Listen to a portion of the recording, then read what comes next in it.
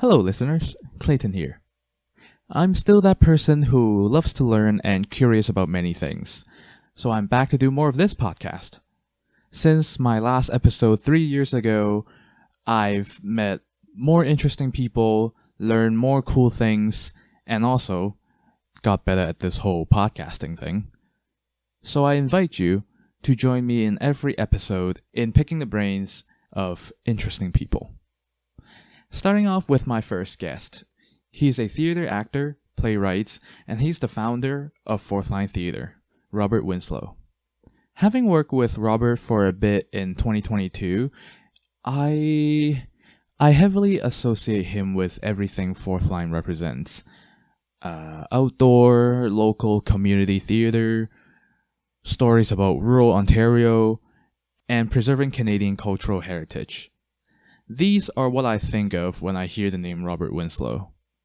In this conversation, we talked about how he became a professional actor, his life before Fourth Line Theater, and the founding of the theater.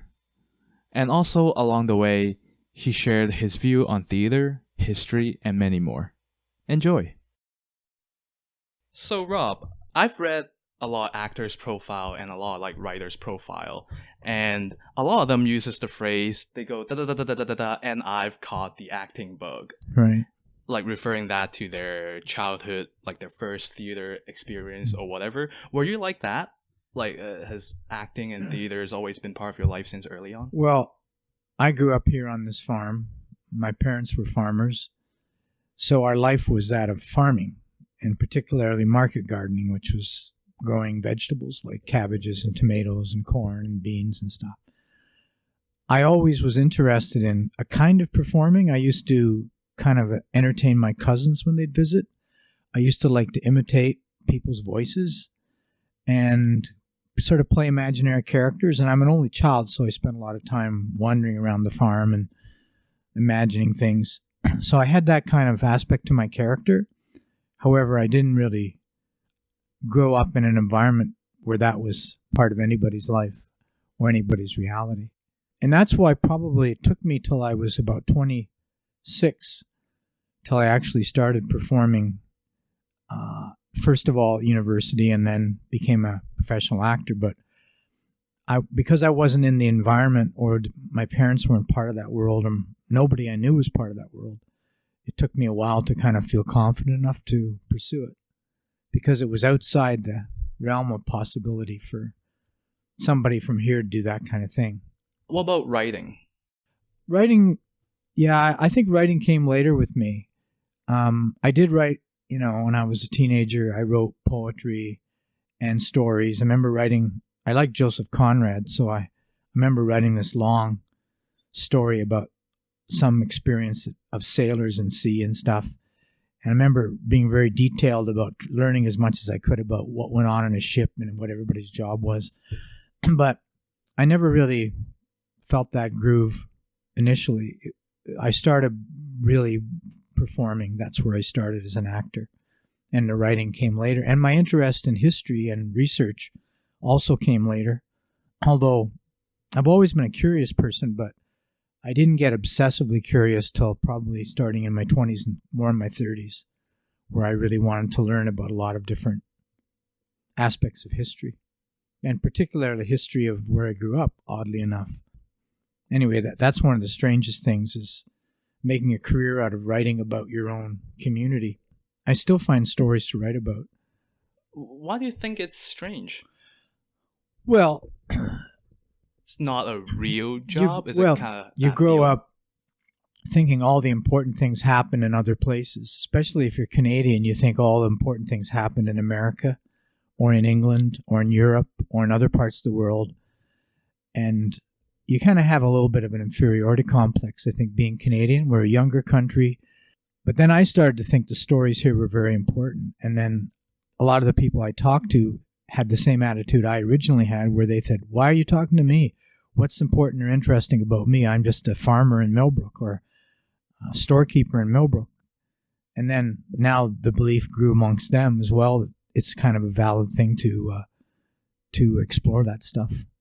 And I was never really trained. I mean, I I took philosophy at University of Toronto, and English, and I just kind of backed into theater because when I was 25, a local semi-professional company in Peterborough, headed by a university professor from Trent, started a summer theater. And a friend of mine lied to him and said that I had experience as an actor. So I auditioned for the part of Hamlet, and I ended up playing Hamlet. The first part I ever played was Hamlet. Mind you, it was a short version of Hamlet. It was called Hamlet in a Hurry. It was only 90 minutes long, but it was still very difficult. I mean, Hamlet has many, many speeches, and he's a very complicated character. And I think I didn't really understand what acting was at the time. I thought acting was showing the world what an interesting person you are. But actually, it's not that at all.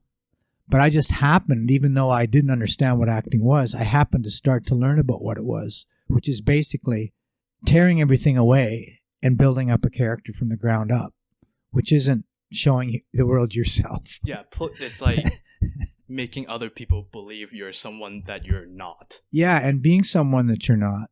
And it's not just being, oh, I'm an interesting personality, so everybody's going to want to watch me on stage. That's not true at all. It's building up a character, and because the playwright has written the character, that's the creative aspect, then you as a performer have to interpret that character. So your art's kind of interpretive, like you're not creating that character. You are bringing that character, you're the medium to bring that thing on the page to an audience. So you are interpreting it's kind of like translating. And then there's lots of theories of acting. Some people say you've always got to say from the beginning, not what the character would do, or you got to talk about yourself. So you have to say, I. So right off the hop, you're saying it's not you, but it is you, because you're the only thing there is really. It's very complicated acting. Very strange. It's a very strange thing. And again, you never know when you're doing well and not doing well. It's not like you can be on stage and have a real strong idea. I'm giving a great performance right now. I know the audience is loving me. You have to be involved to the point where that doesn't even come into your brain. Right. So afterwards, you can ask people, how was it? And somebody say, it was fantastic. Or somebody say, it was terrible. But you really aren't the best judge of what you're doing, which is another strange thing. Because we like to think when we do something professionally that we're using skill and we're aware of what we're doing. We're drawing a line completely straight. We're making a formula. But in acting, there's something that's very, very weird about it. Look, there's no metric. It's not like you know that you're doing something right. No, it's not. It's not like you can be sitting there watching yourself doing it on screen and go, oh, I'm doing well there, because you're involved in it. And I guess it's be like that for sports sometimes, for athletes as well, people that are doing something in a performative way. And of course, there's ways to help you be in the moment, relaxation, focus, having built up the various aspects of the character. But when you're in it, it's almost like jumping in the deep end of a pool and not knowing whether you're going to be able to swim to the other end. There has to be an element of that too. Because if it's too controlled and it's too in control, then you're suppressing something that is shutting down an openness that the audience is responding to. The audience responds to vulnerability, openness, truth, honesty, all that stuff.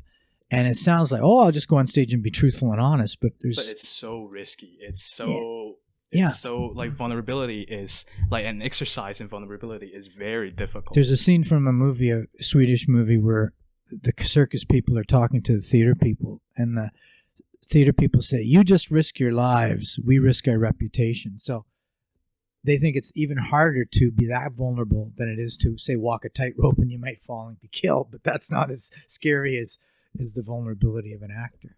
And, you see great performances on film or on stage where, anyway.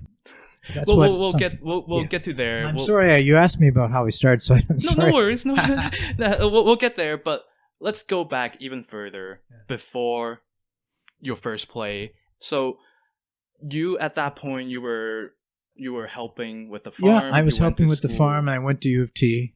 I went to York, and then I went to U of T. for English and Philosophy, yeah. And then when I was in fourth year, my father passed away, and I was just 22. And I was an only child. My mom was here alone on the farm.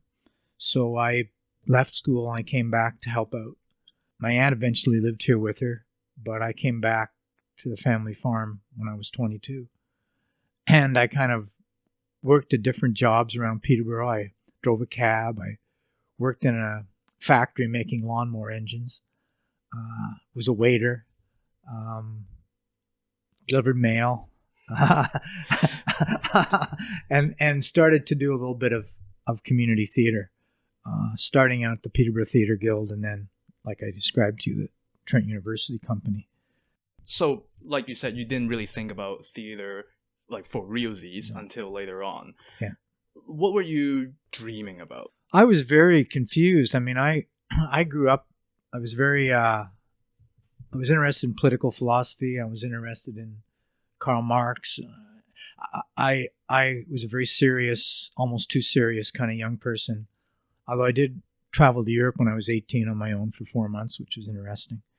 But there was something about the academic world, although I really respect it, and I still teach at Trent actually, but there was something about that world that didn't really, even though I wanted to be someone who lived by their brains, but because I grew up on a farm and I was so active in my younger years, like in my teenage years, I didn't like sitting around that much.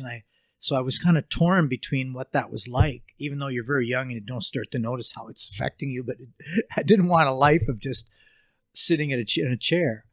And so there was something I always found frustrating about university for that reason, because so much of it was from the neck up, and so much of it was just sitting in a lecture hall and taking notes, and then studying it and writing and stuff like that. So I guess I kind of crept into theater, even though I enjoyed it when I was a kid a little bit.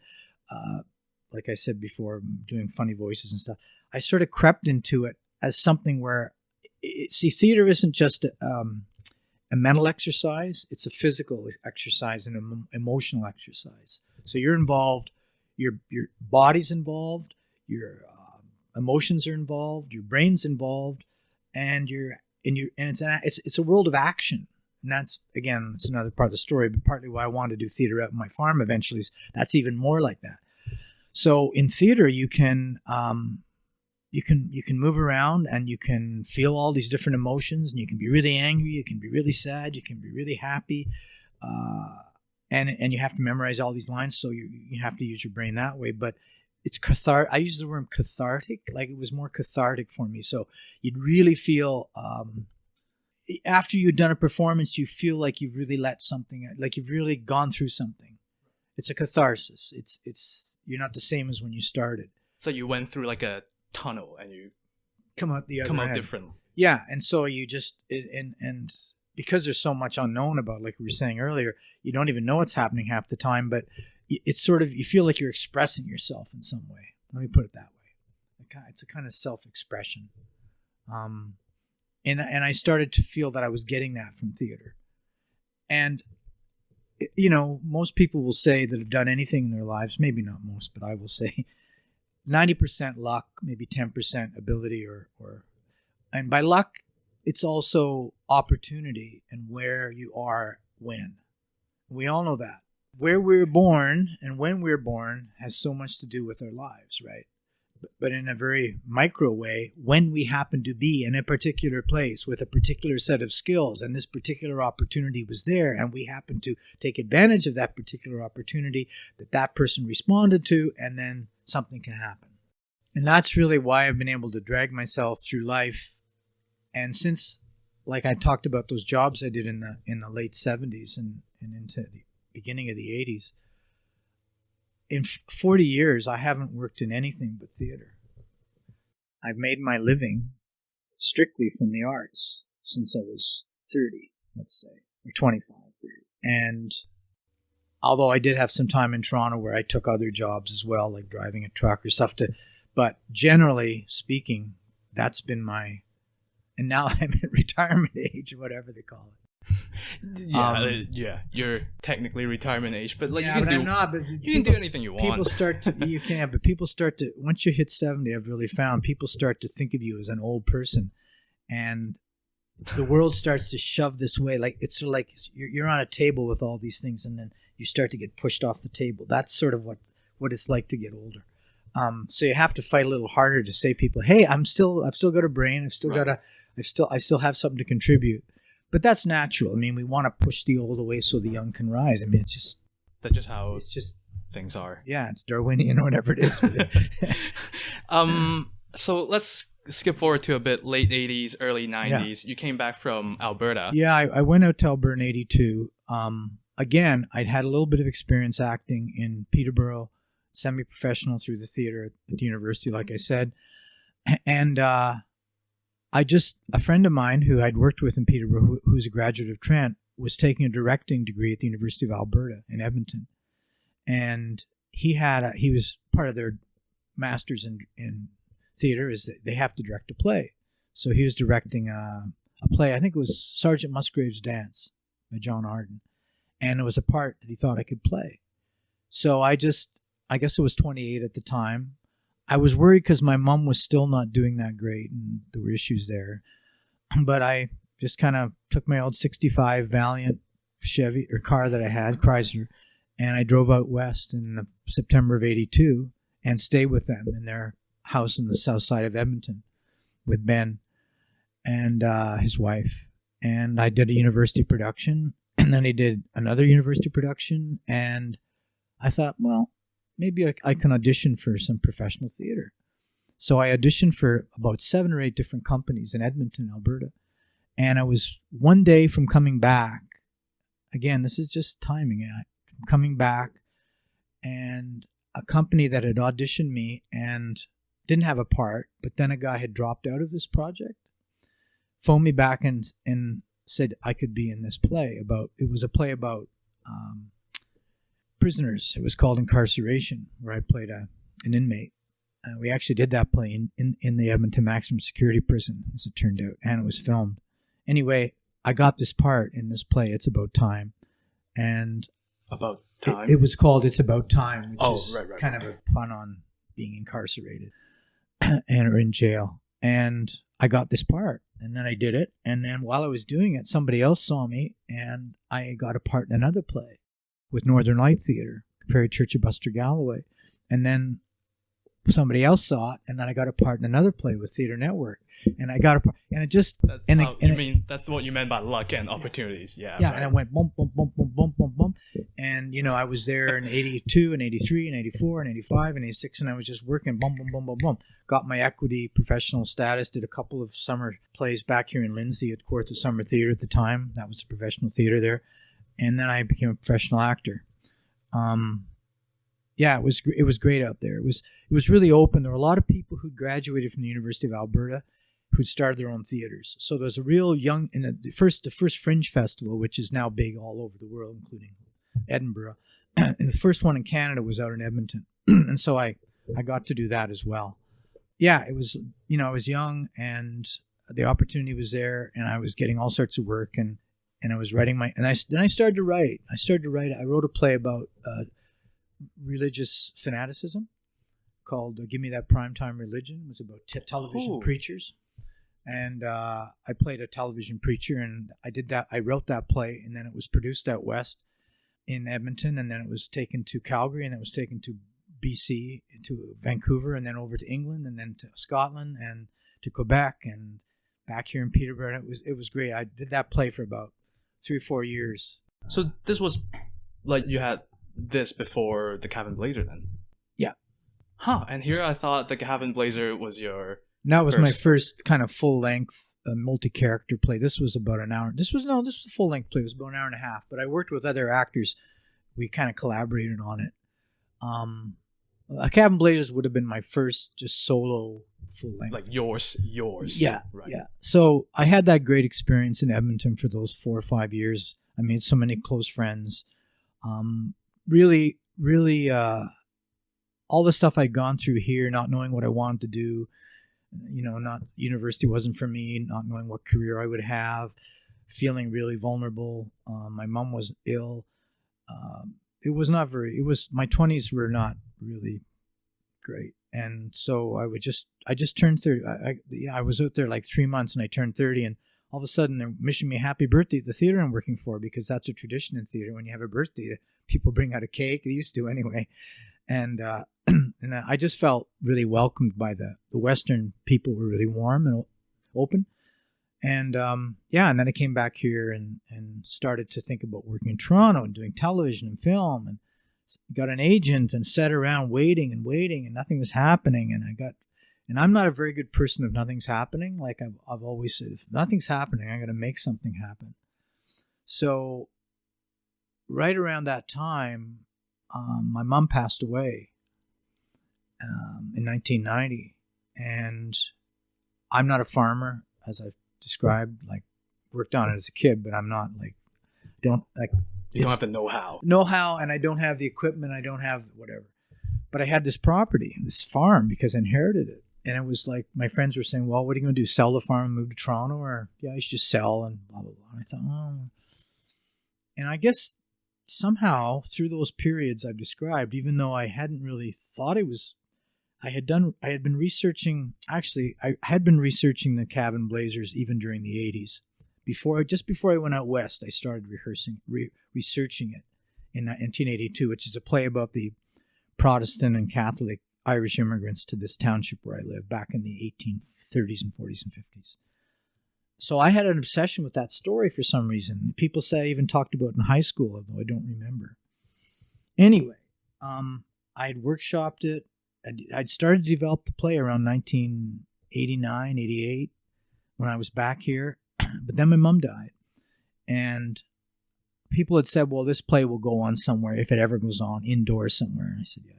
But then the summer after she died, I went out behind the barns, like, out there where we have the theater. Nothing was like that then. It was just falling down buildings. And I looked out in the field and I saw a scene from the play. Like, I literally saw this scene from the play with the people riding horses and driving out the Catholics. And I looked and I saw another scene in the yard, and I thought, what's going on here? Like, I'm seeing this thing like an epiphany, like a vision here. What does this even mean? And then somehow it sunk into me right then. I remember that moment.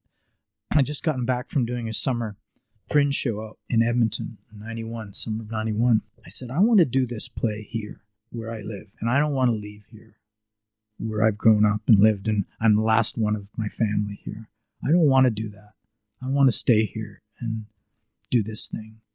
It's like the farm is a bit like, I don't exactly remember. It's like Siren on a ship and singing and then attract. Yeah. Like, you're just like, I don't even know like how I got here. And I just like...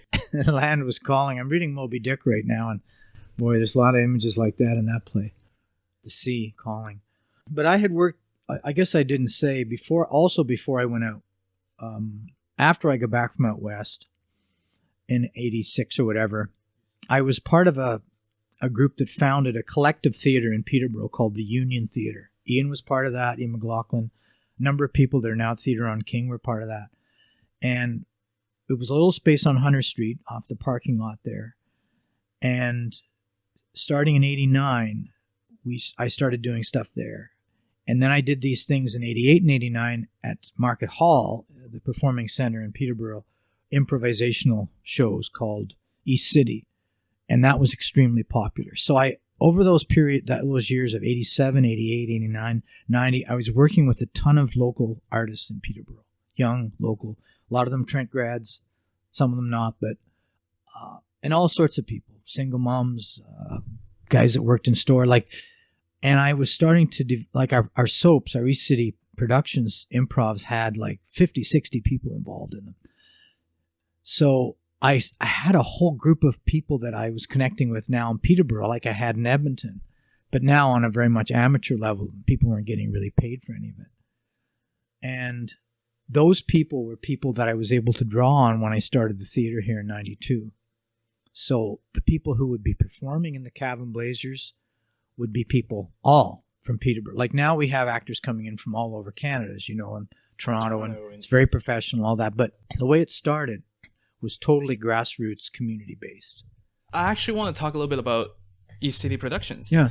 Because from my perspective, like me just reading your story on newspaper and this and that, it seems to me like, because obviously you didn't know Fourth Line was going to be Fourth Line until it happened. Yeah. That to me looked like the very chaotic time in your life. Yeah. What do you, now you're looking at it, because you say before you went out west, it was like kind of just confusing time for you. You just didn't really have an idea what you want to do. Yeah, exactly. Now that looking back, would you classify that time as the very chaotic time of Robert Winslow? It's a time I don't really think about that much about, but I guess from leaving university when I was 22 or 3 up until I started getting involved with that Magic Circus Theater at Trent, and then the Theater Guild, which was when I was 26, 27, those mid-20s years were very difficult. You know, I don't know, younger people today, I believe, have a lot of pressure on them to what are they going to do with their lives. I don't know if that's still a big deal, but it was a big deal then. If you were in your 20s and you didn't really have a career or know what you were going to do, it was You're a failure. You're a failure. Yeah. You're a failure. Yeah, fail to launch or whatever it's called. Yeah, you're a failure, and you're going to let everybody down. You're going to let yourself down. I remember some of my aunts, you know, talking to me at that time. Oh, Rob, what are you going to do with your life? You know, like, you just want to tell them, shut up, I'll figure it out. That's it out. Not your decision. I'll figure it out myself. Clayton, like, I never had a real clear plan. Like, all these things were like stepping stones, you know, the opportunity of the University Theater here, the opportunity to go out west, the opportunity to start East City Productions or the Union Theater, the opportunity to start Fourth Line. All that was just kind of going from stone to stone to stone. So obviously back then you didn't know Fourth Line was going to last 30-something years and keep it was going. a show. We had a show called The Cabin Blazers, which was to be done for 2 weekends here in late August, early September of 1992. People came and filled the audience, 350 or whatever it was. So we had to extend it another weekend, and we extended it another weekend, and then a third weekend till it was the end of September, and you could hardly see. At night, you know, we had to start the shows earlier and earlier. But even then, it was like, okay, we're just doing that show. And then we had to decide, what are we going to call this thing? So I came up with Jerome Ackhurst, who runs the only cafe in Millbrook, or in Peterborough. He was the first board president. He played Patrick McGuire in the first production. We decided to call it the Fourth Line Theater because at the time, this road was called the Fourth Line. And then we started working on a show for the second year.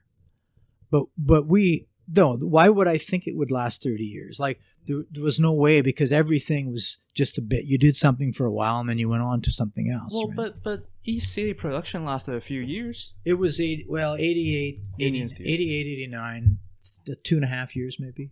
Right, and that was another, like, what I'm trying to say is, like, when you started Union Theater, when you started East City Production, you also didn't think it was going to last. Right, and I think with Fourth Line, it's gone through a lot of evolution, some of which is great and some of which isn't great, because as you become more of an institution, there's great things about that, but there's also restrictions about that.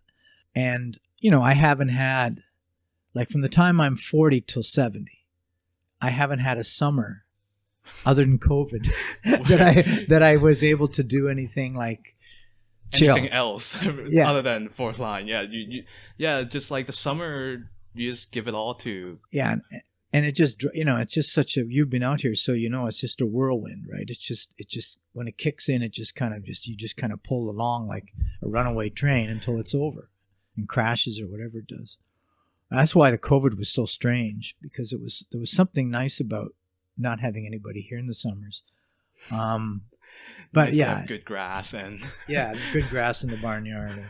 Like all the railings down in the barnyard, because the snow must have fallen off the roof and hit that railing and knocked it right off the parapet. That's right this minute that happened. Like it has to be fixed, is what I'm saying. But but I guess what we've been talking about is all that engine of stuff that kind of, and along the line, you're learning different things. So when I was working in Edmonton, I learned about I worked for a lot of companies that wrote new plays. So I learned about writing new plays. And then when I did a thing in Peterborough called The Greatest Show in 87 and 88, Murray Schafer's big outdoor opera, I got a taste of what it's like to be outside and perform.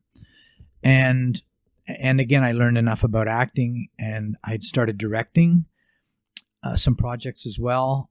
So I was starting to learn different aspects of and producing theater. So when this started, I had a kind of basics in all the different areas you had to have to be kind of oversee it, And, like if, I think they think I'm out to pasture now, but when for the first 25 years of this company, often I was always writing, acting, and directing. Like it was just kind of loading on. Like it wasn't like I was just doing one thing. It was crazy. I think we've done 60 productions out here, and I think I've written or co-written half of those, and I've directed a lot of them and acted in a lot of them. But now, as I slow down, whatever. Do you have a preference between like writing, directing, and acting, or is that like, oh, at this moment I like this, like I prefer this when in this situation? Is it like a situational thing? Sometimes you just prefer one over another. Yeah, it's really different. I mean, I haven't, I think largely because of COVID, the acting part's kind of gone down a bit. I did the part last summer, which was a big role. It was a challenging role after not having done anything for quite a while.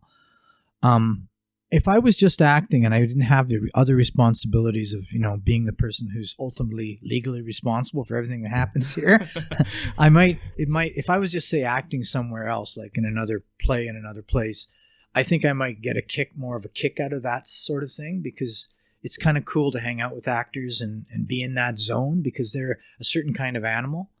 And I haven't directed, I guess I directed in 2019. I wouldn't say that I'm chomping at the bit to direct, because like Kim's directing Cabin Blazers this summer, and I'm not going, I wish I was directing, although I like directing the first time I do a new play of my own.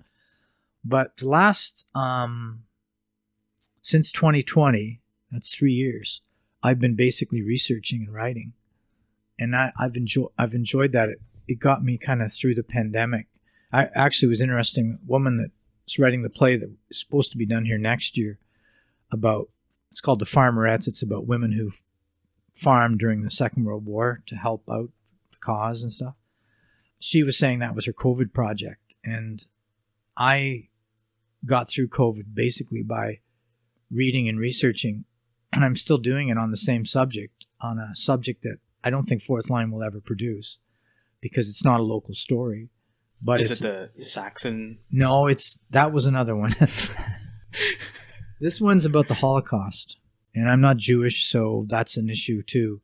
And I'm actually, when you came, I was working on my Yiddish. I've been studying Yiddish for 2 years, and I've gotten so detailed into this subject. Before that, it was a subject connected to the early missionaries in Canada, the Jesuits, and their relationship with First Nations, Indigenous people here. That was another massive project of research that was probably 3, 4, 5 years. So I guess I'm just kind of disappearing down a tunnel of research.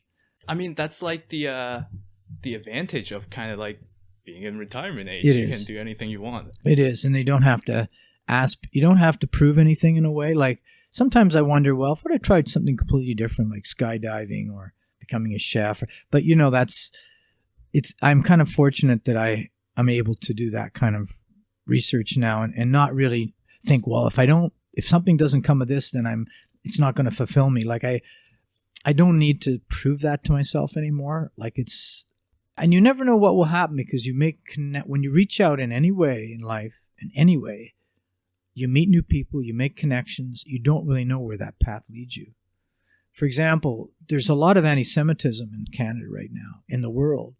And there's this real outreach by the Jewish community, and I get emails out of Toronto asking for allies to help combat this. And I think, well, maybe I'll have a role in that somewhere down the line, where I'll be speaking to people about the subject of anti-Semitism or something like that. I don't know. Who knows? I don't actually remember that we talked about this before we started recording, but anyways, I remember even in a talk you gave at Trent that like people around here, when you first started, they just like, well, why do you want to tell a story? But like, why do you care? Basically, like, why do you think people would care? Do you have any more insight as to like, why do you think people, especially like rural people, have quote unquote low opinion of themselves? Because they're not in the world of self-promotion. They're in a very modest, humble, off the center kind of place, unless they're an egomaniac, which I'm sure there are those all over the world in any kind of place. But generally, they're not people that go around puffing themselves up or thinking they have to be that important or me. And that kind of spills out to my mom was a classic example of that. My mom was a very accomplished musician and singer, but she was incredibly modest. And the thing the main lesson she passed to me was never to think too much of yourself, never to puff yourself up. Modesty, in other words, humility. And maybe that comes from religion, I don't know.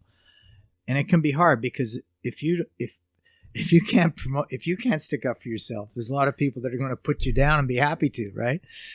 So it's kind of hard to get find through that balance. to find that balance. But I've never really, and as an actor, and let's face it, that's part of it. You want, there's my picture. Oh, somebody's talking about me. Oh, so, that kind of approbation fulfills some kind of ego-based petty need in our beings, right? This is quite interesting. Do you think it would be cool if you have the experience, like you get to act with other people, but when you perform, there's no audience? You still get paid, but there's no audience, not a single person. Do you think you would enjoy that? If there was no audience to perform? No. It's not. I mean, performance it exists between the performer and the audience. So if there's no audience, there's no performance. But if a tree falls in the forest and no one there to hear it, does it, that old philosophy thing? It's just kind of interesting because we were just saying, like, acting has a lot of, like, you gotta just be in the zone with yourself and with your castmate, but, like, you kind of, like, don't even see the audience. Yeah, I see what you're saying, yeah.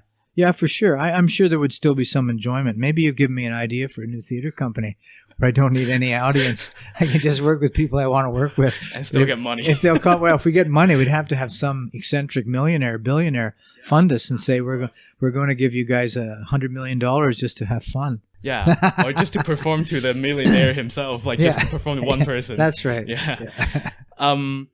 Like you also alluded to earlier, one of the reasons you never thought of acting as like a profession was because like acting is just not a thing that you do. It's just not a thing that people do. Yeah. Like people go to the farm, people become doctors, people like... Well, you don't do it. It's not a serious pursuit. Exactly. It's like, it's a hobby, but what are you talking about? Making a living from it?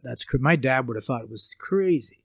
He never saw any of what I've done, but his attitude to that would have been just, although it's funny because he likes people liking something. So if I had success, he would have been reading my reviews. He would have been reading. He would have been walking around that audience out there watching how much they were enjoying things. He would have been pretty proud of the whole thing. But he would be like, this is crazy. Yeah, this is crazy. I had a scene in a play once, farm show, and I wrote a scene, imaginary scene, where my parents and my grandparents come back to life, and they're in the barnyard with me, and I'm at a supper. And first they don't see the audience, they just see me, and they what are you doing, Bob? What's it?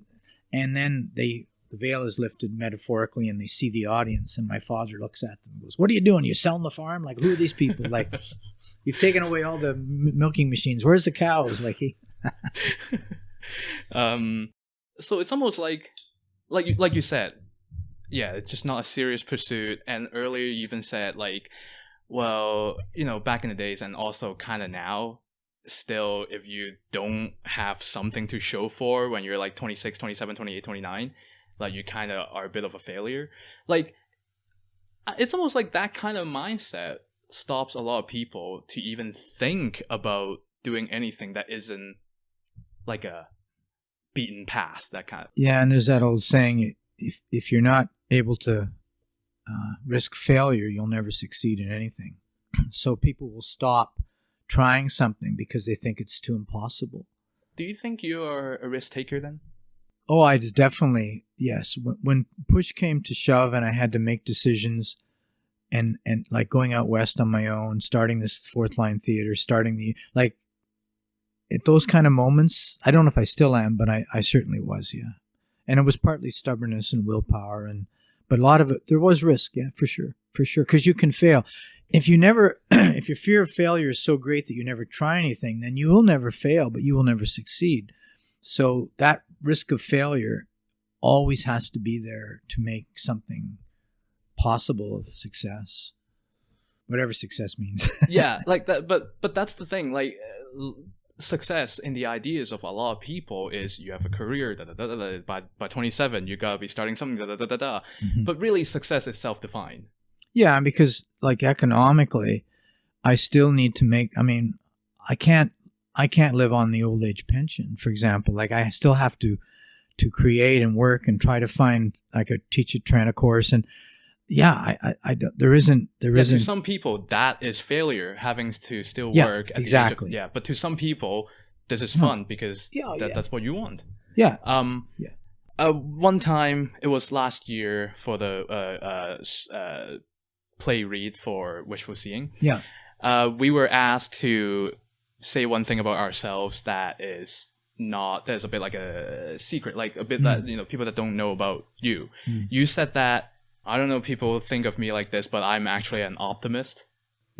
Right. Because clearly you think of yourself as optimist, and you think other people think of you as a pessimist. Or maybe I think of my part of myself is always thinking that, catastrophic thinking, the worst is always going to happen.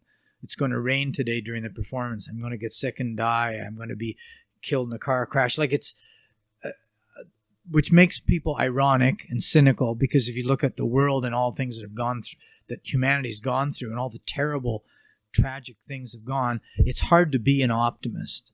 But there has to be, like, getting up in the morning and having at least something to look forward to. That I call that optimism. I will say it every night, and one day I'll be right, or I'll be wrong. I hope to see you tomorrow. And there's a line in that movie Breaker Morant: live each day as if it's your last, because one day you're sure to be right. Because nobody gets out of this thing alive. Old age and death are inevitable, but somehow that optimism, it really does add something to life. That's all I can say. Not false optimism, like delusion, which a lot of people have too, especially as they get older. People can be very deluded as to the reality around them. Oh, what am I doing? I look in the mirror. Oh my God, look at that. What happened? Anyway, optimism is okay. I was asked a question like that in 2015. I went to Massachusetts to study this at this theater intensive, this Shakespeare intensive, for a month. And it was almost like, it wasn't brainwashing, but it was really heavy duty stuff. We were all brought up in front of 50 people and said, what is the one thing you would want people to know that they don't really know about you? And I said, very straight, like really deadpan, I said, I think I would like people to know that I'm actually very funny.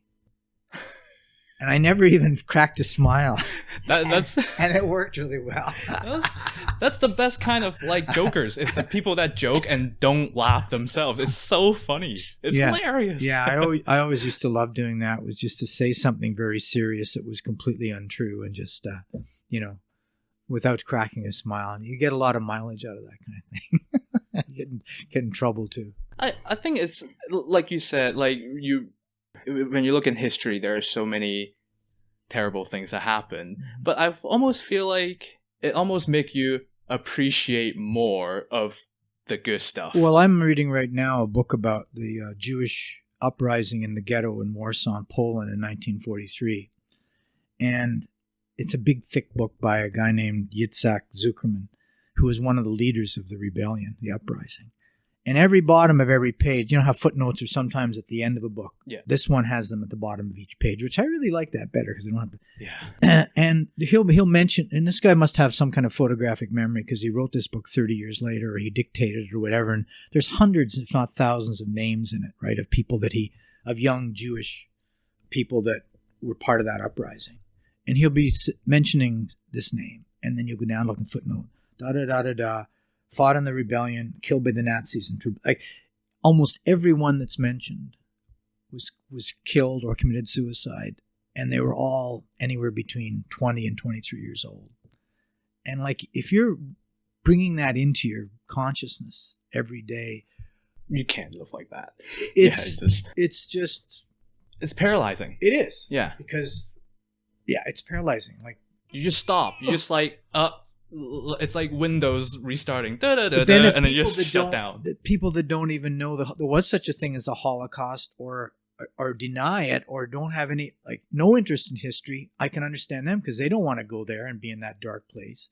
But to me, that was all part of our human legacy. So and that's just one example of thousands of examples in history, right?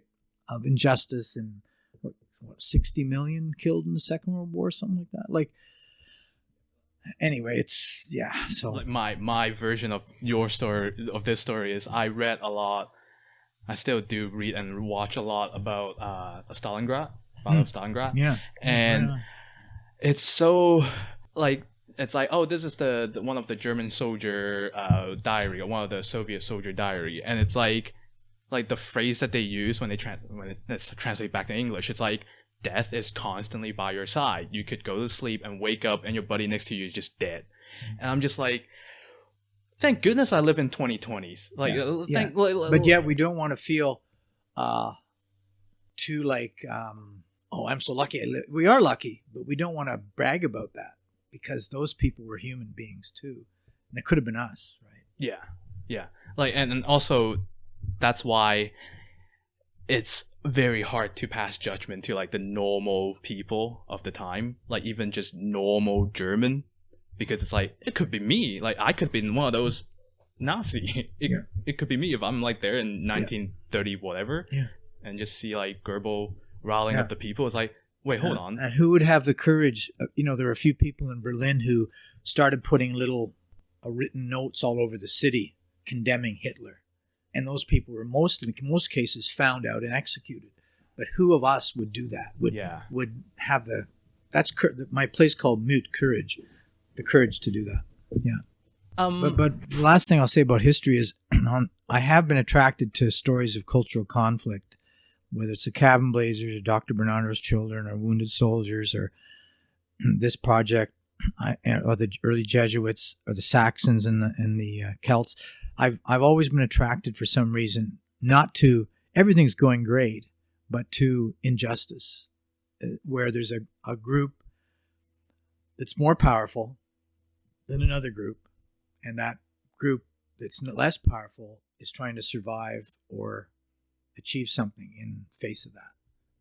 I don't know why, but that's always been a theme for me right through from the beginning. So if I was asked to write a play about something, let me just ask you this question: if you have to write a play, but it has to set in modern time, and given your track record of your theme, like you like to do injustice stuff, like what would you think you would do, like if you have to do a play but it's on modern setting, like today, 2023, post 2000, let's say, just to make it easier?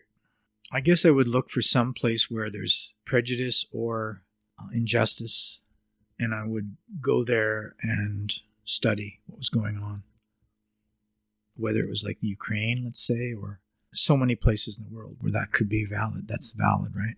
That's true. I guess my question was, if I force you to pick one, like that, because there are so many, right? Like if I force you to pick one subject or a few, just to make it easier, like that, do you have any like? It's funny, like one thing that's been interesting me lately is I interviewed one of my students who's from Nigeria about what it's like to be in Canada, and I have this idea of a project, and the title's called New. I don't know if I'll ever write it or not, but it's about someone who's recently come to Canada and is in a small area like this, and they befriend an older woman who's lost her husband, who's still stuck in the loss of this person and can't move on, and then the young person is still affected by what was going on where she's from and can't kind of move on. And anyway, that kind of but that's not really a big issue, a big social issue, but a political issue, but it's kind of a personal experience. Yeah, it's a personal experience, but it's one that I think many people experience. So I would think audience coming here to see it would go, maybe I should think about that person I met today in the store and what their life's about, and not just say, well, what country are you from or something like that. They're not the outsider. And because we're supposed to be a more inclusive society, right? So, and especially in, when I'm in Toronto last weekend, and people are there from all over the world, but in Millbrook, it's not quite like that. So I would be doing a service, I think, to the audience to sort of wake people up a little bit about getting away from stereotypes and stuff like that. But that, I don't know why that idea even came to me. I've also had an idea about writing a play about Chinese restaurants in Canada. Because in Millbrook, for example, I remember interviewing a man 20 years ago, and he mentioned a Chinese name as having a restaurant in Millbrook. In Millbrook? Yeah, Holy. I think he said Holy. And I said, and I didn't think about it, but then I started thinking, I don't know why, I guess I was talking with Ian about the current state of prejudice against Chinese people that's going on in Canada right now and stuff. And he knows a lot about the immigration history of Chinese to Canada, like for building the railroads and stuff like that. And there was a Chinese restaurant in Millbrook in the 1960s. What? Yeah. That's crazy. Yeah, Chong's restaurant. There was one just on the way to Peterborough, in a little place called Springville, and just when you're off the 115 there at 28. It was called the Golden Wheel, and they came in the 80s. There's quite a few in Peterborough as well. But I just thought setting that, but I wouldn't set a present day. I'd probably set it in the 30s, but just the idea of a Chinese family, being in a place like Millbrook with no other people from their culture around, what that would be like. I'm still shocked that there's a Chinese restaurant in Millbrook in the 60s. I didn't hear anything you said after that. Okay. Well, there you go. So that would be interesting. What? That's crazy. There's a Chinese restaurant here? But that was a big part of Canadian culture, is that for some reason, I don't know why, there were, especially out Western Canada, in little tiny no-place towns, there was always a Chinese restaurant. They served Cantonese food, and they served Canadian Chinese. Yeah, of course. The whole deal. Yeah. But like, I thought the real this menu, would be, and then there's the English menu. I mentioned it to Kim because I thought if we could find a Chinese playwright who would be willing to research that subject in this area, it could be a really cool play. Yeah. And how much in terms of when people, like, I know in Indian culture there's arranged marriages and stuff. I don't know enough about Chinese culture to know whether the family would marry outside the culture, whether it would be within the culture. I don't even know that. So yeah, I guess, like, since we were talking about, like, once you mentioned, like, oh, modern days, this is like, what does it mean by modern days? So I actually want to ask you, because obviously you've read so much history and so much Canadian history, do you see Canada in different eras, or is it more like one continuous line? Because to me, I divide that there's like post World War II and post internet, like that's just my worldview. Okay. And then of course there's like before that there's like definitely after the war, the Second World War, everything was very different. Things really changed. That's right. But for me, it's more geographic. Like, British Columbia is so different. Alberta is so different. Saskatchewan is so different. Ontario is so different. Quebec is so different. The East is like so different. There's not like a melting pot philosophy. Maybe it's not even true in the States. Maybe if I knew about the States, I'd feel the same way. You go from, Nebraska to Iowa to Wyoming, it'd be different. Right. There's something about that country in terms of their history with the American Civil War and the Revolution before that their sort of history's been sort of like forged in conflict, like breaking away from Britain with armed conflict, then having all the colonists kind of fight each other in that brutal Civil War in the 1860s. So they've developed some kind of sense of American is kind of come out of that, and they still carry guns and things. But whereas Canada, we've always had a kind of except for maybe the October crisis and the FLQ in the 70s, we've had a fairly... sorry. Well, that was actually the guy that spoke, Darcy Jennings, who's writing the play this summer. He just written a book about the FLQ. They were separatists in Quebec. FLQ? Yeah, that was the organization. They wanted to separate from Canada, and they kidnapped a couple of politicians. One of them was killed. This was during Trudeau's period, 1970, 71. That was when Pierre Trudeau, national emergency. Yeah, October crisis. Yeah, okay. But we didn't have a violent revolution from England. We did have a rebellion, Upper Canada Rebellion, but we've never had the same kind of, we're not that way. And I don't know whether that's also made us not come together as tightly because we all didn't have this shared traumatic experience. Yeah, it's almost like, I mean, Canada exists because the 13 colonies became the United States of America and they don't want to be part of it. So Canada, it's almost like exists to be not America. Yeah, and then people from United Empire loyalists that left after the revolution came up to Canada and that sort of thing. But of course now Canada is in a whole different place because of Indigenous rights. And the idea of Canada doesn't necessarily include Indigenous people. So when we say, "Oh, Canada, our home and native land," like what are we including and not including in that? So it's problematic. And I'm sure it's problematic in the States, but I mean, the States, it was just like wiping people out. But so there's so many people. It's so weird. People came here for hundreds of years, like from Ireland, from England, from Scotland, and then more recently from all parts of the world. Immigration, from Europe, from Asia, from Africa, from all over.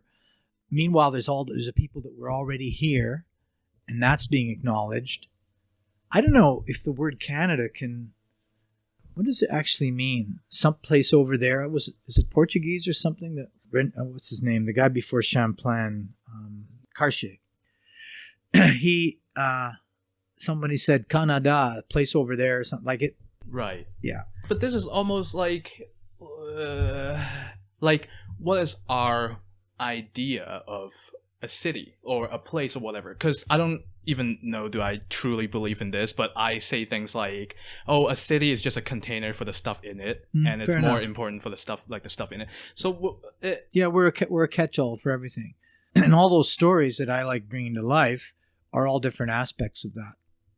Do you think of the stories as also the stuff in the city or the city? Like, is the story the city or is the story the stuff in the city? Do you know what I'm trying to... Yeah, you're getting philosophical on me. There's the universe. What's that Gilbert Ryle concept? What's his book? Famous book. There's the college. There's Trail College. There's Autonomy College. There's the library. There's the administration center, and then the university. But where's the university? I don't know what you're It's a ghost of the machine. There isn't something called the university except for those specific things I mentioned. Like so campus. It is not another thing. It's just it's a concept. It's collection. The concept. Yeah. I think his book is called The Concept of Something. Gilbert Ryle. Anyway. Something I didn't expect when I became an adult and have to take care of myself is how often I think about what am I going to have for dinner. Mm-hmm. Like, what am I going to make? That was something that I didn't have to worry about as a child because my parents just prepared food for me. Dinner's ready. Yeah.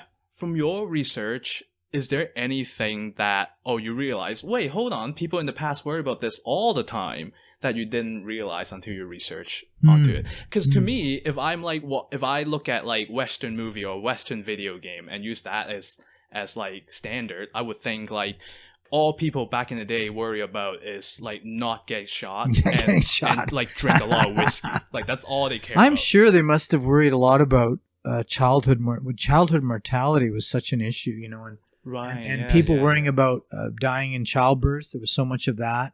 What was I reading about? Was it J.S. Bach or somebody? He was the first. There was 15. He was the first one to reach adulthood of 15 kids or something. It was something wild like that about some famous person like that. I don't know if it was Bach. It might have been Bach.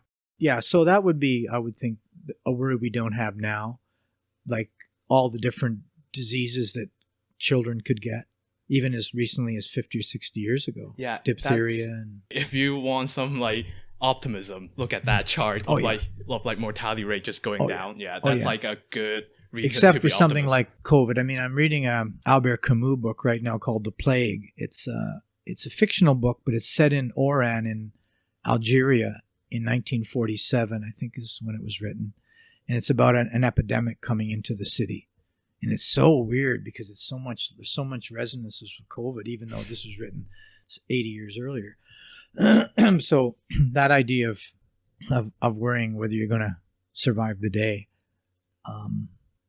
Certainly, people's priorities totally change.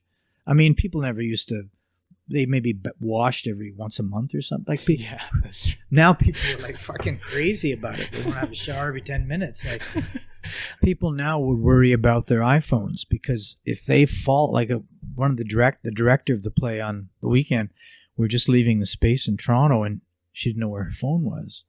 And she was just like that level. It was an incredible level of panic. Like, where's my phone? Like it's like her brain. It's like, where's my brain? Where's my yeah. And because it's the device of connection with everything, right? Yeah. Whether you're taking a picture or communicating with somebody or looking at research, like it's everything. And it's all been reduced to this one little item that you carry in your back pocket. I am someone who doesn't really feel belong in any geographic communities. All the communities that I feel belongs are like on the internet, like topic based, like virtual communities. Like of like interests and stuff. Yeah. Like that. Can you sell me the goodness of a geographic based community? Or it's just the way it is. I mean, I when I was 17, I wanted to get out of here so bad. I hated it. I grew up in a small town, a small rural area. Everybody knew everybody. Everybody knew everybody's business. To me, it was all very small-minded and close. And I just wanted to get out and to the world. So it was really weird to come back and then to create something that then connects me to this community. How can we say that there's a validity to this geographic community? Maybe just the simple answer is the right answer, which is we're still social animals. We just need to. There's that awful haunting line out of Silence of the Lambs, that horror film. So what do we covet, Clarice? We covet that which we see every day. So in that case, it's a murder mystery. But yeah, it's the old saying here was you can live without your friends, but not without your neighbors. So the idea of the people, whoever they are, you might like them or dislike them, that are in your own area, that has a sense. There is a sense of community there. And now, of course, it's big in terms of people wanting to buy local food, like rather than buy everything that's made, like everything, like my new hockey skates. Where were they made? Probably China. Yes, designed in Canada, made in China. My new hockey stick. Where was it made? Probably Cambodia. Yeah.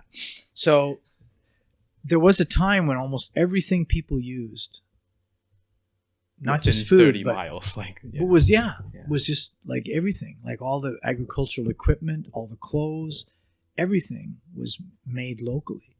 And now it's not. So it's like, because obviously we don't want to give up the idea of just going to the supermarket and there's loads of food, and because trading and global trade is important. So it's another one of those like finding the balance between global and local community. Yeah, good, right on. And of course, my wife's going to the market Sunday. There's a farmer's market in Millbrook starting up again every Sunday, and people are making things like she makes pottery, and some people have food or whatever. They have meat. Like I really like that too.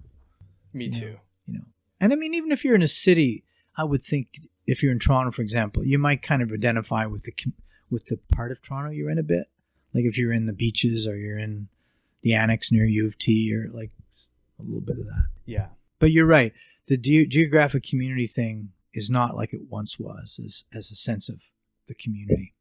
It's like something the internet does better. Now, university is getting really interesting because of COVID. So many courses are now online, and Trent's having a really hard time convincing students to actually want to come to Trent physically, be at Trent physically, and sit in classrooms physically with other students. I love that. I did 2 years, like from 2020 to 2022, like I was doing online university, and it was so frustrating because it feels like I'm going to Clayton's University. But how are people going to develop social skills in that environment, for example? But the draw now of less cost, don't have to move to Peterborough, and live with your parents or whatever, like there are all these advantages to everything being online and never having a student set foot in a classroom with another student again. But it's so unfun. It's so not interesting. I'm lucky that I teach an acting course because I need the people in the room with me, and I'm glad of that.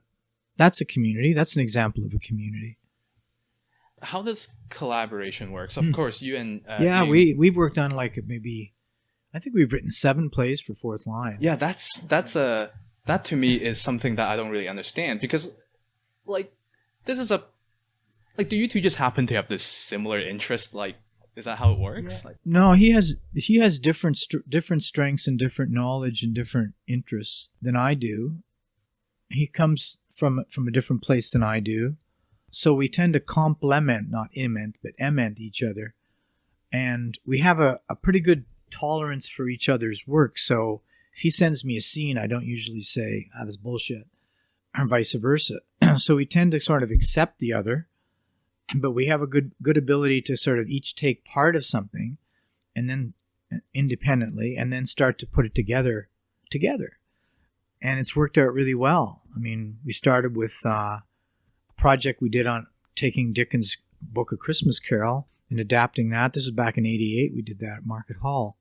And another company that he was involved with, Rehearsal in Progress, which was kind of like a union, but different. And we worked on a project about a local factory closing in 88. And then for Fourth Line, we started with, I guess, Crow Hill, and then Dr. Bernardo's Children, Wounded Soldiers, Carmel, The Orchard. Yeah, it's been great. And I feel very fortunate to have that, because I've worked collaboratively with other people in larger groups, but can get a little unwieldy. But I really like the 2-writer thing with him. I guess it's just something that I don't really have like a good sense of until now. I guess it's more like you two are like sparring partner. Like, yeah. Just like you figure out something over there, figure out something, and then come together, and then it's like, oh, that's pretty good. And then you go. Yeah, and he'll write a character. character. We'll talk about a character, and he'll maybe write most of the scenes of that character. But we'll meet over this table. Usually is where we meet, and we'll bring whatever we've written, and we'll share it, and then we'll talk through it. When we get together, we might work together for 4 or 5 hours at a stretch. We'll spend at least the first hour talking about anything.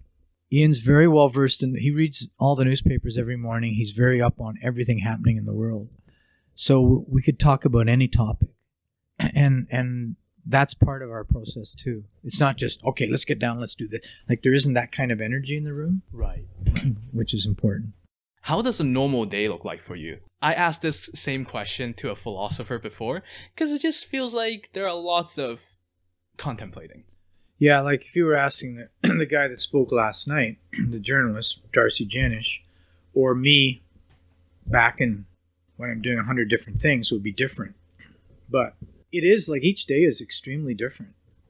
Like I'm reading 3 different books right now. One I read in the morning for research, because that's when I can't take that stuff in. Probably by at 2:00, I can't take it in anymore. Just like if it's a lot of historical data, like I need a really awake brain to be able to get anything out of it and process it.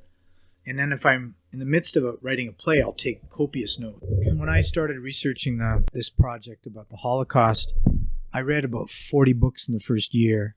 And these are books I had to find out because I wasn't going and getting them. I was ordering them through Amazon or whatever. Like, there are books that were really hard to find even on the internet. Somebody'd have a copy somewhere in Texas or something. Like, and I remember going down and getting my mail and so excited to get a book about the Holocaust. That's sick. That's bad. Anyway, and then later in the day I'll read a novel like Moby Dick I'm reading currently. And before I go to bed I'm reading Camus. So there's different phases where I'm reading. This morning I got up and had my protein shake, and then because I'm taking another Yiddish course, intermediate Yiddish, there was a bit of a gap in the winter session, and now the spring session is starting. So she sent us material that we have to translate from Yiddish into English. Just a sec. I'll show you the Yiddish. So this work I started around 9:00, and I'm still going when you came, so probably another couple hours.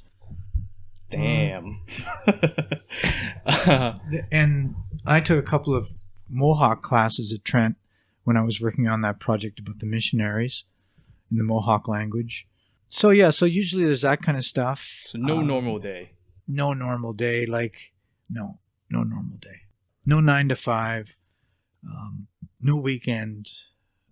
Take weekends anytime you want. Yeah. So it becomes very different in the summer here when you're acting, it's a very regimented. Right. Then there's actually a normal day now then. Yeah. Right. But I like the abnormal days. And I taught at Trent this year again, so I just finished marking the papers. And 2 days ago, I spent 8 hours doing my taxes, which is always a fun time. Horrible. I dread it the whole year, and then you just do it for 8 hours and then you hand the stuff in. And I play hockey 3 times a week. That's fun. My routine is non-routine routine. Like you have but I have times of day when I can do certain things. But when I was writing plays, which I typically, any of the plays I've done at Fourth Line would take about 2 to 4 years research, at least. And like this one, it's 3 years into, but nobody told me to take Yiddish. Like, it's not like I've written the play already, and I've got somebody to put the Nazi stuff in German, a neighbor of mine who's German. I did it on Google Translate, but then I showed it to her, but the Jewish characters, most Jewish people spoke Yiddish in Europe at this time in the Second World War. So, but there's no direct link of why am I learning Yiddish, because nobody here's going to come and watch a play in Yiddish and understand it. But if I know a bit about the language, then the odd word can come in. But all the people I meet on these online courses they're from Jewish people from all over North America, they all have stories. Their parents or grandparents all came through this stuff, and that gets to you. That's a way of doing research, but it's not direct, Yeah, it's like in the back of your head. Yeah. If I was younger or I had the ability right now, I would go to Poland, I would go to Germany, and I would do the standard kind of. I go to the death camp sites, and that's how I've done my work. I've traveled. So that was the thing that you did, like talking to your Duolingo classmates about stuff, or you just hear from them? No, it comes up in class. Oh, okay. Somebody will mention something like maybe last week a synagogue was attacked in Denver or something, and I'm just using that as an example and then people will start. And some of the readings she's given us are readings that that writers have done connected to the war and stuff, because that's such a massive thing in Jewish history. And so they'll talk about their Baba or their Zeta or their Tate or their Mama. And so it humanizes it all for me. It's not just on paper. It's human beings that have that tradition and have that culture. One last question. What are the favorite characters you have played or written? Yeah, I think that guy, that TV preacher I talked about, Bobby Angel, he was one of my favorites.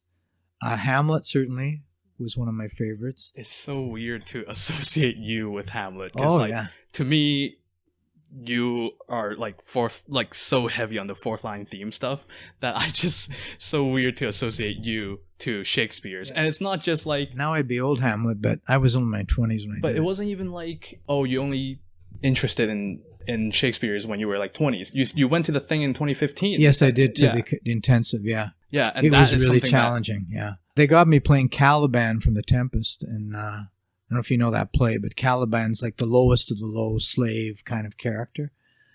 And we had at one point there were about 50 people in the program, and we had to line. And we went from like 8 a.m. till 10 p.m. every day. It was crazy. It was like boot camp, and they had us all line up in one room in terms of status, from the highest to the lowest. King so and so from such and such a play, and I was at the very end of the line as Caliban. Oh my God. That is so weird to think. To be or not to be, that is the question. And then the play Crow Hill, we did that, the last we did that was 2018. We've done it 3 times. 97, 2004, and 2018. I played a doctor character. His name was Doc Logie. He was an old country doctor that also brought telephone service to the country. That was a great character for me. Did you write that? I wrote it with Ian, yeah. And I played that part. That'd be another one I really liked. And in terms of characters that I've created, like that I haven't acted but written, I think Patrick Maguire and the Cavan Blazers would be one. The characters, Billy Fiddler and the Bernardo Children would be another one. Walter in Carmel. Yeah, those would be favorites. And I did get to do some nice roles at West back in the 80s and stuff. Like, obviously there were multiple Dr. Bernardo's Children. We did. I think we're working on the final one now, and it's called The End. The characters are in a long-term care facility. But we started with Dr. Bernardo's Children. Then we did Wounded Soldiers. Then we did Carmel. Then we did Eleanor, which is written, but I think Fourth Line might do it in 25.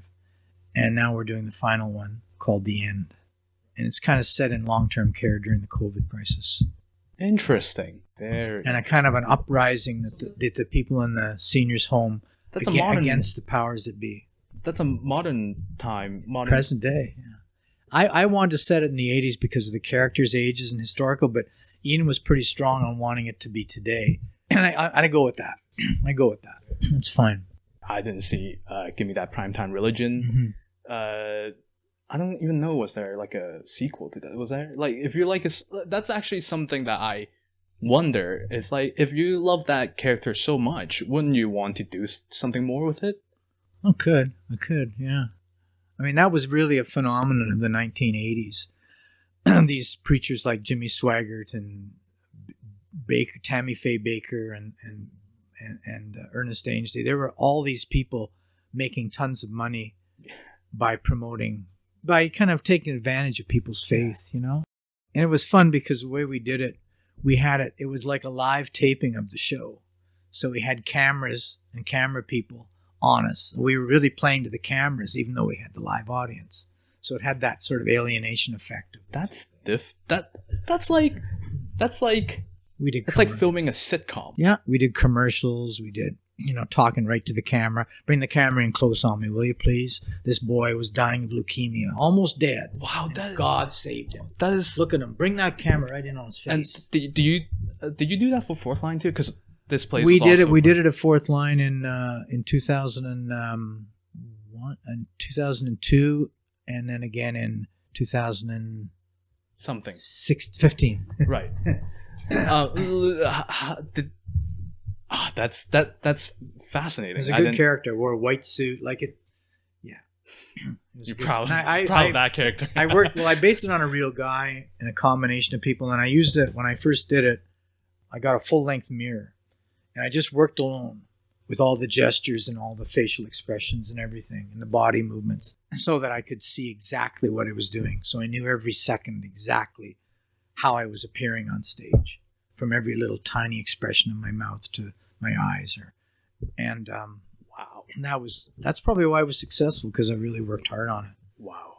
I went to a couple of rallies and out west and here in Toronto to get healed, and stuff like that. Did you get seduced by the... Oh, yeah, they go to the whole prayer line. They just go, woo, take what you need, and the people fall and slay in the spirit. Out thou nicotine devil, Healing people of smoking and alcohol and everything, yeah. And he claimed to know what was wrong with people, You've got asthma, haven't you? Or whatever. Hit them on the forehead. Take what you need. And then bing, bing, bam, you're healed. Well, the people would fly right down on the floor and they'd be speaking in tongues and wild culture. Oh yeah, it was cool.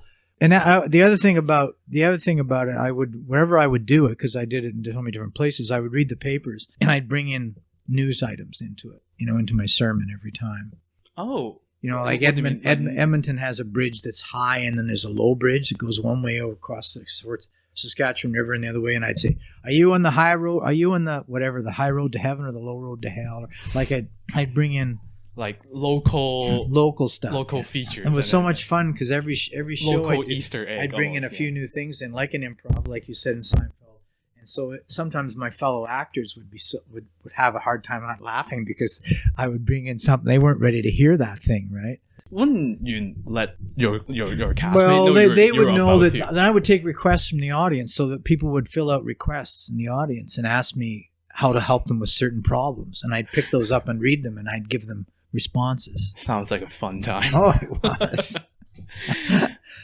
Yeah, my son is a homosexual. Is there anything that we can do for him? And I'd go to the camera and I go, no. That's it. So that kind of stuff. Yeah, that kind of stuff. Well, well, there's so much we can talk about, but no, it's great. Yeah, I enjoyed the time with you. That's good. This interview has to end sometime. Yeah. So thank you, Robert, for being one of my first guests coming back. Right on. Well, good luck with your what's that called when you come back? Return was another word for it. It's really good. Rebirth, return, Renaissance. Yeah. So yeah, thank you very much. I hope you had fun. I had a lot of fun too. I'm glad. That was good talking to you. So that was my conversation with Robert Winslow. Robert is clearly someone who thinks deeply about most things he's involved with. So it was really nice to have the opportunity to sit down and really listen to him explain his thoughts and ideas in more detail. I had a lot of fun talking to Robert, and I hope you had just as much fun listening to our conversation. I'm Clayton Law. This is Naturally Curious. I can be reached at naturallycuriousfm@gmail.com. Thanks for listening.